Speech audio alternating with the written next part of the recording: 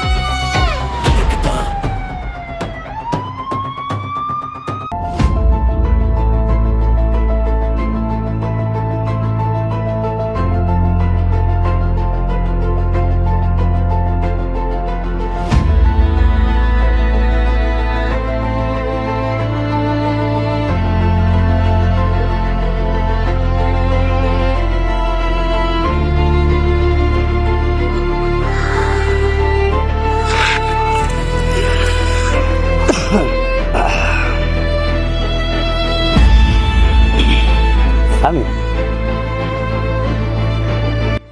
மனசு ஏதோ ஒரு மாதிரி படபடன்னு இருக்கு.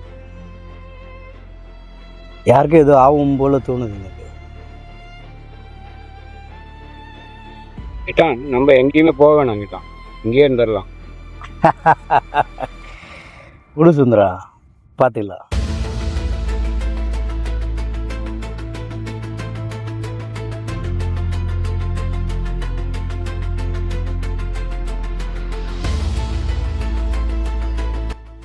ரெண்டு பேரும் கொஞ்சம் ஜாக்கிரதையாக இருங்க.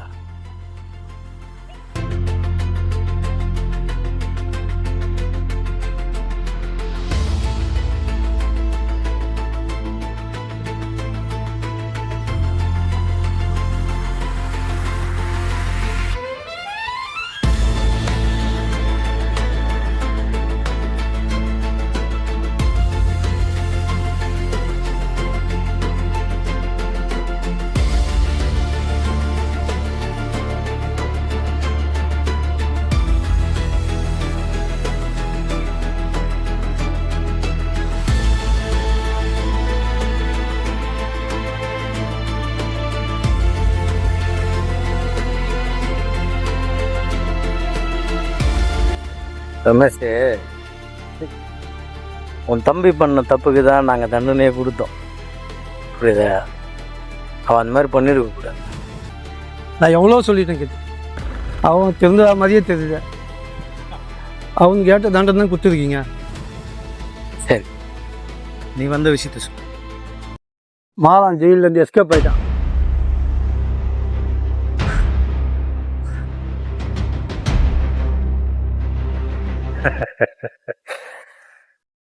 பார்த்துலாம் சார்.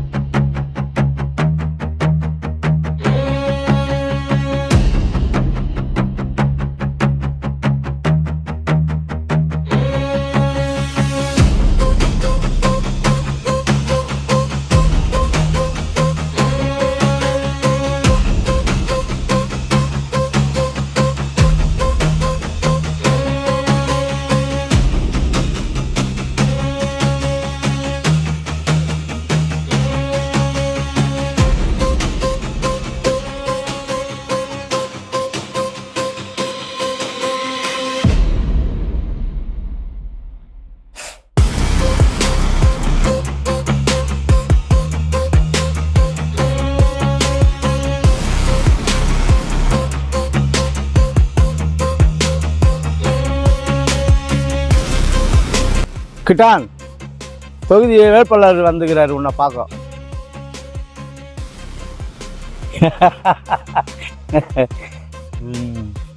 எலெக்ஷன் வருதுல்ல சாமி, அப்போ கூட வேட்பாளர் என்னையும் பார்க்கணும், ஜனங்கள் எல்லாம் போய் பார்க்கணும். எதுக்கு வருவாங்க? உங்கள்கிட்ட ஆதரவு கேட்க வருவாங்க. என்ன சுந்தரா, ஆனா கச்சா நத்தினுங்கிறா. உங்களுக்கு மக்கள் செல்வாக்கு இருக்குல்ல, அதனால உன்னை தேடி வராங்க. பாடுறா அப்படின்றா. அப்ப பாப்போமா? கண்டிப்பா பார்க்கலாம்.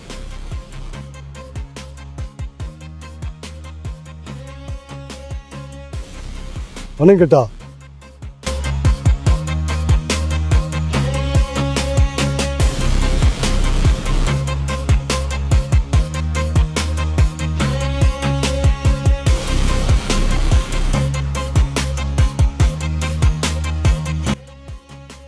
சார் என்ன பார்க்க வந்துக்கிறீங்க?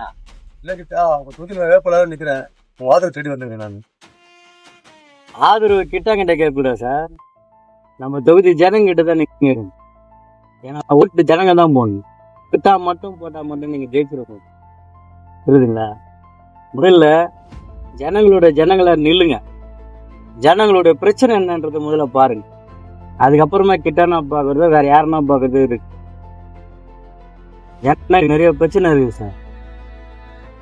ஜெயிச்சாக்கா இதெல்லாம் பண்ணுவீங்கன்னா சொல்லுங்க, நாங்க இறங்கி வேலை செய்வோம்.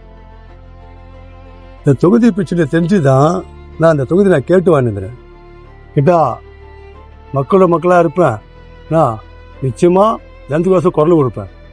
ஜனங்களுக்காக குரல் கொடுத்தா மட்டும் போதாது, அவங்க பிரச்சனையை முதல்ல தீர்த்து வைக்க முடியுமா உங்களால? நிச்சயமாக ஜனங்களோட பிரச்சனை நான் தீர்த்து வைப்பேன். கிட்டா ஜனங்களோட பிரச்சனை என்னன்னு சொல்லு, என்கிட்ட நான் தீர்த்து வைக்கிறேன். நம்ம தொகுதியில் ஜனங்களோட பிரச்சனை ஏகப்பட்டது இருக்கு. நீங்கள் பண்ணித்தரேன்னு சொல்லியிருக்கீங்களா? முக்கியமான ஒரு 7 கோரிக்கை மட்டும் வைக்கிறேன். அந்த கோரிக்கை நீங்கள் செய்யுங்க. அது செஞ்சிட்டாலே ஜனங்க ரொம்ப நிம்மதியாக இருப்பாங்க. முதல்ல போதைப்பொருள் கலாச்சாரம் புரியுதுங்களா? இந்த போதைப்பொருள் கலாச்சாரத்தில் படிக்கிற பிள்ளைங்கள்லேருந்து வேலைக்கு போகிறவங்க எல்லாருமே அதில் அடிமையாக முதல்ல அதுக்கு ஒரு முடிவு கிடைக்கும். ரெண்டாவது, தரமான பள்ளிக்கூடம் உங்கள் சுற்று வட்டாரத்தில் எங்கேயுமே கிடையாது. கவர்மெண்ட் ஸ்கூலில் படிங்கன்னு மட்டும் சொல்லிடுறீங்க. ஆனால் படிக்கிறதுக்கான சோர்ஸ் கவர்மெண்ட், இந்த அரசாங்கம் செய்யணும். அதை செய்யறதுக்கு நிறைய இடத்துல தவறிடு. ஒரு சில இடங்களில் செஞ்சால் மட்டும் அரசாங்கத்துக்கு நல்ல பேர் வந்துருன்னு இல்லைங்களா? மூணாவது, இந்த பாலியல் கூட்டம். இந்த பாலியல் கூட்டத்தினால எத்தனை சிறு சிறு குழந்தைங்க அவஸ்தைப்படுது தெரியுமா? மனசளவில் அவ்வளோ கஷ்டப்படுது. ஒரு குழந்தைங்களை பெற்ற அத்தனை தாய்மார்களும் கண்ணீர் விடுறாங்க. இதுக்கு சரியான தீர்வு உங்களால் எடுக்க முடியுதா? அப்படி ஒரு தீர்வு எடுக்கணும்னா ஒரே தீர்வு தான் நீங்கள் அந்த பாலியல் கூட்டத்துக்கு செய்யணும். அந்த பாலியல் கூட்டம் செய்கிற அந்த நபரை ஆண்மையே இல்லாத மாதிரியான ஒரு விஷயத்தை நீங்கள் பண்ணீங்க அப்படின்னா நான் சல்யூட் பண்ணுவேன். 4வது, இந்த கோரிக்கையை வச்சுங்க. மெயினாக பள்ளிக்கூடத்தில் படிக்கிற குழந்தைங்க, கல்லூரியில் படிக்கிற மாணவர்கள் எந்த ஒரு உத்தியோகத்துக்கு போனாலும் கேட்கக்கூடிய ஒரு விஷயம் ஜாதி.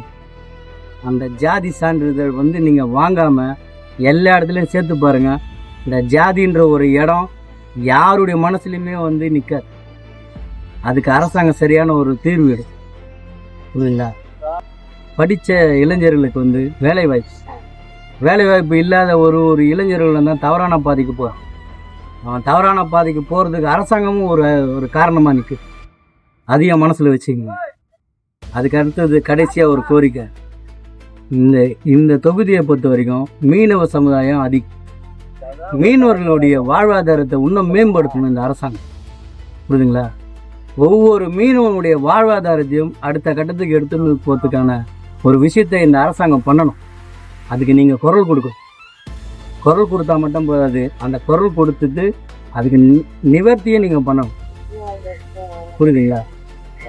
இது எல்லாமே நீங்கள் பண்ணிட்டீங்கன்னா உண்மையிலேயே ஜனங்க மனசில் நீங்கள் மட்டும்தான் நிற்பீங்க. எத்தனை முறை நின்றாலுமே நீங்கள் தான் எம்எல்ஏ. கடைசியாக ஒன்று சொல்கிறேன் கேட்டுங்க.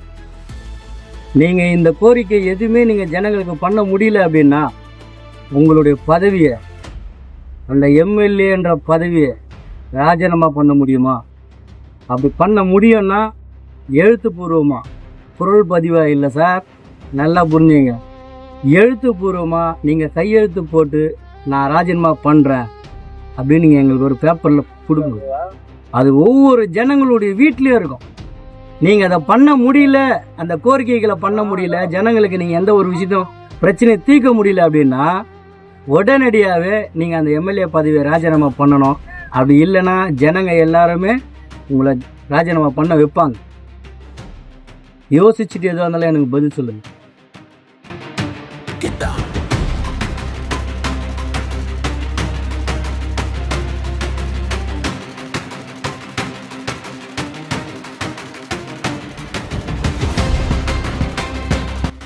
கிட்டா